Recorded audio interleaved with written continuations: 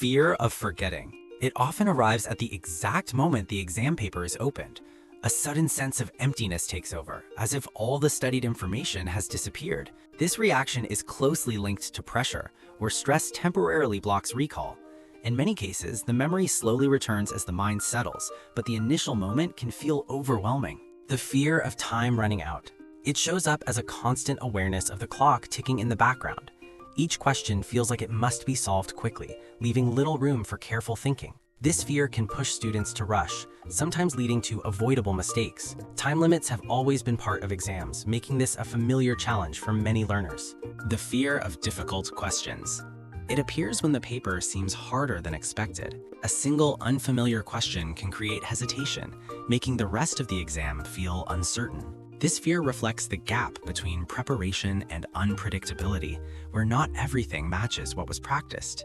It can affect confidence early, even before attempting other questions. The fear of low marks. It grows from expectations placed by self and others. Students begin to imagine the result before the exam is even over, thinking about outcomes and reactions. In systems where marks influence future opportunities, this fear becomes stronger.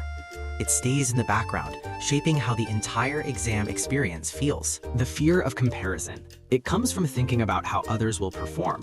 The mind shifts from the paper to the people around, wondering who will do better. In competitive environments, this feeling becomes more intense as results are often compared openly. It can distract from personal focus and increase pressure unnecessarily. The fear of blank mind. It feels like time suddenly stops, yet nothing moves forward. A question is read, but the mind struggles to respond. This moment is not about lack of knowledge, but about pressure interrupting thought. It usually passes, but while it lasts, it can feel like being stuck without direction. The fear of strict evaluation. It comes from not knowing how answers will be judged.